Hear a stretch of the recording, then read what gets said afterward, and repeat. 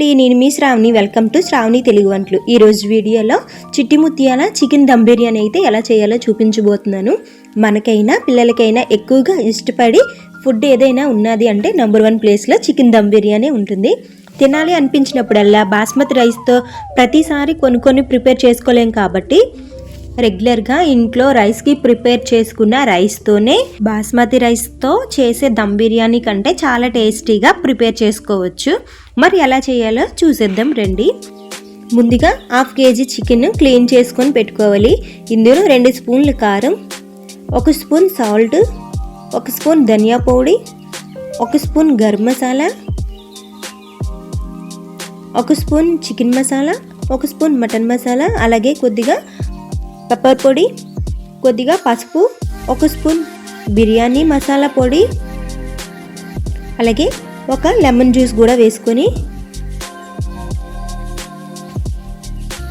ఇప్పుడు 1 లేదా 2 వరకు అల్లం వెల్లుల్లి పేస్ట్ కూడా వేసుకొని కొద్దిగా కస్తూరి మెంతి కూడా వేసుకొని అలాగే 1 కప్పు వరకు పెరుగు కూడా వేసుకోవాలి. మసాలా అంతా చికెన్కి బాగా పట్టేలాగా బాగా కలుపుకొని 1/2 అవర్ కానీ లేదా 1 అవర్ కానీ పక్కన పెట్టుకోవాలి. చాలామంది అడిగారు, అక్క ఎప్పుడు బాస్మతి రైస్తోనే దమ్ బిర్యానీ చేస్తూ ఉంటావు, నార్మల్ రైస్తో కూడా దమ్ బిర్యానీ చేసి వీడియో పెట్టండి అక్క అని. నార్మల్ రైస్తో చికెన్ బిర్యానీ చికెన్లో నీళ్ళు వేసి రైస్ కూడా వేసి కుక్కర్ విజిల్ పెట్టేస్తే అది చికెన్ పలావ్ అయిపోతుంది. చికెన్ బిర్యానీ కాదు, చికెన్ దమ్ బిర్యానీ చేసుకుంటేనే చాలా టేస్టీగా ఉంటుంది. ఇదైతే పక్కన పెట్టేసుకుందాం. ఇప్పుడు స్టవ్ మీద ప్యాన్ పెట్టుకొని డీప్ ఫ్రైకి సరిపడా ఆయిల్ అయితే వేసుకుందాం. ఫ్రైడ్ ఆనియన్స్ ఫ్రై చేసుకోవాలి కాబట్టి ముందుగానే 2 పెద్ద సైజు ఆనియన్స్ అయితే సన్నగా కట్ చేసుకొని పెట్టుకోవాలి. ఆయిల్ బాగా మరిగిన తర్వాత కట్ చేసుకున్న ఆనియన్స్ కూడా వేసుకొని ఎర్రగా వచ్చినంత వరకు వేగించుకోవాలి.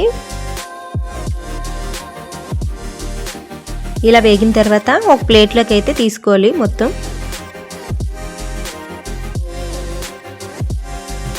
ఇప్పుడు ఇది పక్కన పెట్టుకొని ఒక పెద్ద సైజు బేషన్ కానీ కుక్కర్ కానీ పెట్టుకోవాలి.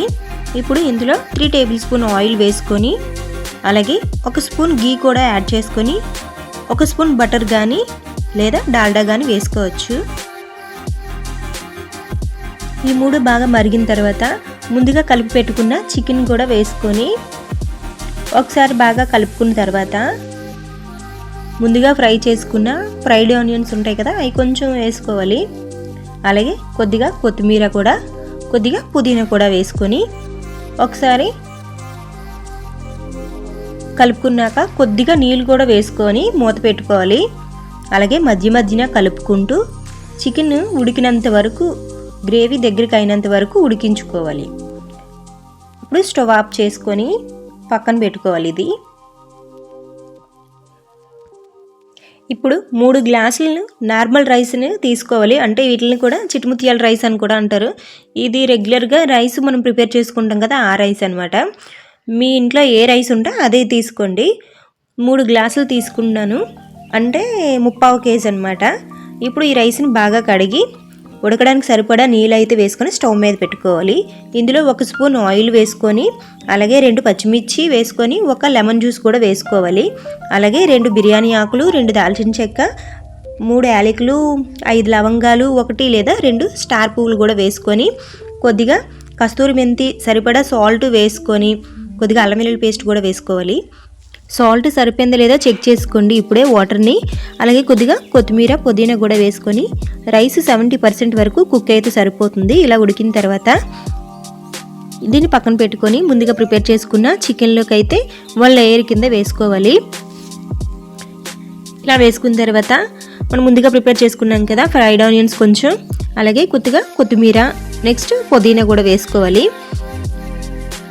ఇలా వేసుకున్న తర్వాత మిగిలిన రైస్ కూడా మొత్తం 2nd లేయర్ కింద వేసుకోవాలి. రైస్ మొత్తం వేసుకున్న తర్వాత పైన కూడా మిగిలిన ఫ్రైడ్ ఆనియన్స్ వేసుకొని అలాగే కొత్తిమీర పుదీనా కూడా వేసుకొని ఎల్లో ఫుడ్ కలరు అలాగే రెడ్ ఫుడ్ కలర్ కూడా వేసుకోండి. వీలైతే బిర్యానీ ఎసెన్స్ లేదా టేస్టింగ్ సాల్ట్ కూడా వేసుకోవచ్చు. ఇంట్లో ప్రిపేర్ చేసుకుంటాం కదా, వేసుకోవాల్సిన లేదు. మూత పెట్టి ఒక 5 లేదా 6 నిమిషాల పాటు ఉడికించుకుంటే సరిపోతుంది. ఉడికిన తర్వాత నెమ్మదిగా కలుపుకుంటూ చల్లారిన తర్వాత ప్లేట్లో సర్వ్ చేసుకుంటే మన చిట్టుముత్యాల చికెన్ దమ్ బిర్యానీ అయితే రెడీ అయిపోతుంది. చాలా టేస్టీగా ఉంటుంది. తప్పకుండా మీరు ఈ వీడియో పూర్తి వరకు చూసి మీరు కూడా ఇంట్లో ప్రిపేర్ చేసుకోవచ్చు. సో నా వీడియో మీకు నచ్చినట్లయితే లైక్ చేయండి, షేర్ చేయండి, సబ్స్క్రైబ్ చేసుకోవడం మాత్రం మర్చిపోకండి. మళ్ళీ నెక్స్ట్ వీడియోలో కలుద్దాం. అంతవరకు టాటా బాయ్ బాయ్.